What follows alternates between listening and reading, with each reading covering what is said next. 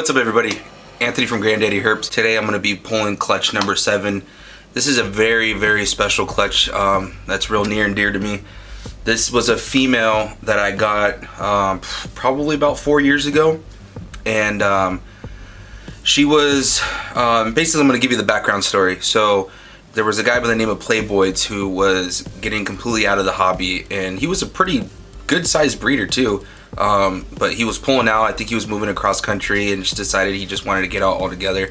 So he was just selling everything super cheap. But he had sold me an animal like previously, and the animal came in and one of its eyes was messed up and he didn't disclose it, and so I brought it to his attention, and he ended up giving me a refund on my money, but also told me if I did see another example of this animal that he would hook me up. All I would have to do is pay the shipping.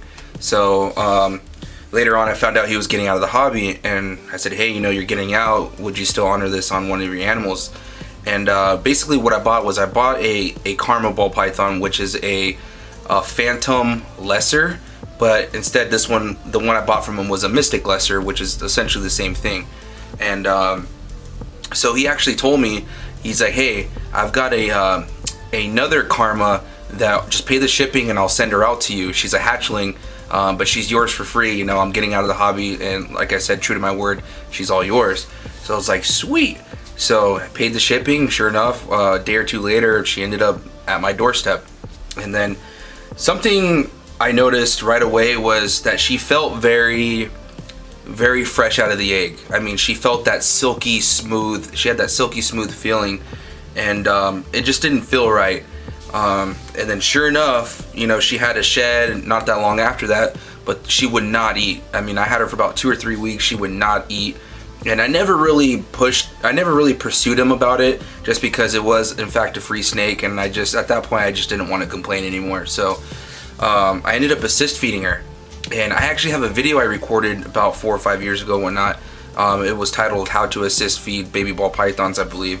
And in that video, you see me actually assist feeding her very first meal. And now 4 or 5 years later, she ended up becoming a really, really solid eater after that. Of course, she went on and off food, and I didn't really have a male planned for her until this season. So I gave her a go, and now she laid eggs. So, and come to find out, I noticed after a couple sheds that she had a really, really beautiful, bright yellow dorsal stripe. And so I hit him up. I said, "Hey, what were the parents on this Karma?" And he said it was a pastel. I think it was a pastel mystic to a lesser, something of that combo. And so he's like, "Yeah, she's definitely a pastel Karma." So we'll see. I'll actually get to try to prove out the pastel in it. I've always called her a pastel Karma just because she stood out with that really nice, vibrant dorsal stripe, and she actually had the really bright yellow eye stripes going down, so which is usually an indicator of it containing pastel, because normally they wouldn't really have that. It was more pronounced definitely when she was younger. You don't really see it now that she's older, because as everyone knows, the pastel gene tends to fade.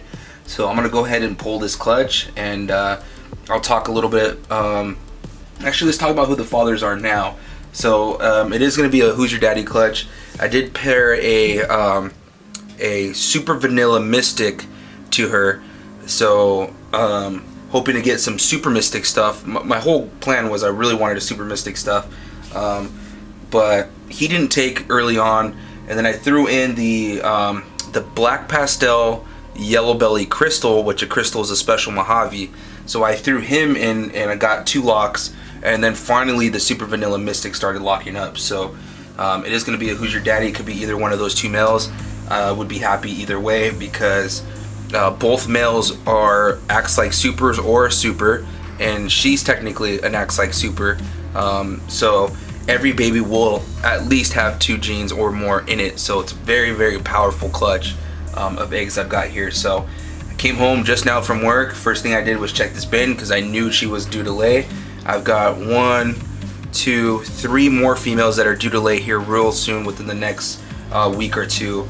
And then I've got another, let's see, I've got another female due in about 2.5, 3 weeks. And then I've got another female that still hasn't done the pre-lay shed yet, so we're a little bit of a ways out there. I've got another female that's actually with one of my good buddies, AJ's Reptiles.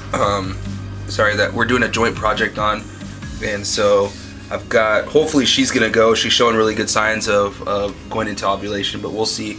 And then I still have 1 or 2 more pairs that I kind of started breeding the last couple of weeks, so there might be a chance for a couple more. So probably gonna hit somewhere between 13 to 15 clutches this year, which is a great year, especially with the size I have. Next year it's gonna get up there in some bigger numbers, so we'll see. Let's anyway, enough talking, let's go pull this clutch to see what we got.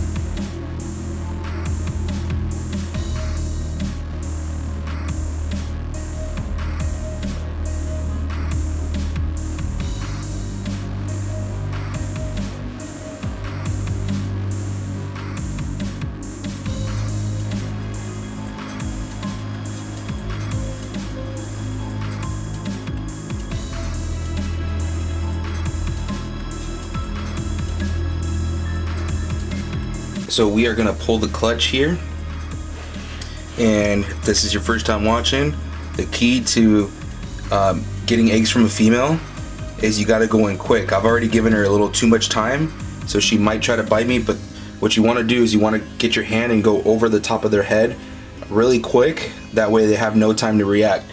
So just like this, okay? So yes, she's mad, as she should be. She's a mama. She wants to protect her babies. So if I get bit, well, that's on me. But she's completely empty. She was much bigger than most of my first time females, and looks like she only laid 5 eggs, which I'll take it. They look like nice, beautiful eggs. So first timers generally will lay smaller clutches. Got her in a fresh bin, but yeah, it looks like we've got 5 eggs. So these feel really fresh, so they're not wet or anything, so they definitely were laid this morning or sometime today, because I did check her in the morning. I make it a habit to come here in the morning and check on the females that are expecting, just to see if I need to pull the clutches before I go to work or not. So I'm separating this egg, that way it doesn't hit the roof of the egg box, and you just want to pull gently. I've done this quite a few times, so I know what I'm doing. Perfect. And then of course we want to mark the tops, so that way we don't rotate the eggs. And what I do is I write the clutch number on top instead of doing a little line. So this is clutch number 7, clutch number 7.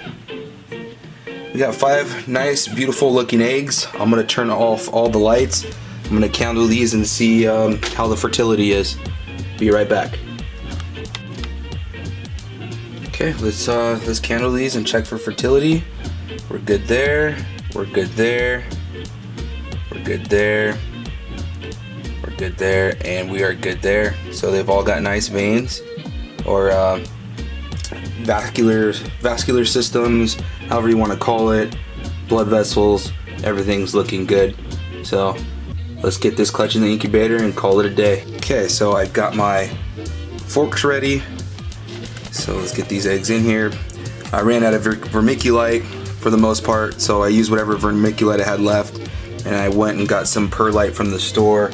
I got that a few days ago because I knew I had a female that was due to lay, actually several females that were due to lay. So let's just get these guys put in here, get them centered, get them nice and tight. And these forks are really awesome because they go between the light diffuser, and they keep the eggs from rolling. So neat little trick, really helps. So you can see I'm kind of moving it back and forth, really helps keep those eggs nice and tight. Then I'm going to put a layer of some Glad press and seal over and throw it in the incubator and wait 55 to 60 days and hope we get some little baby heads coming out.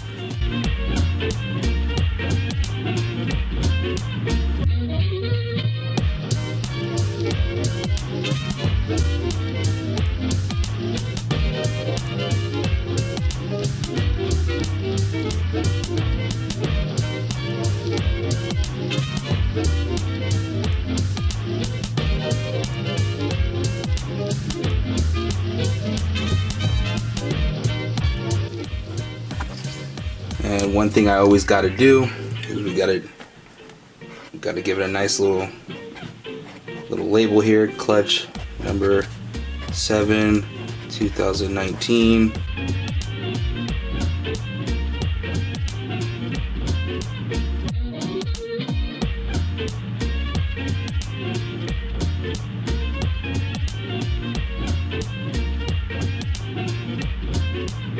Okay, here she goes.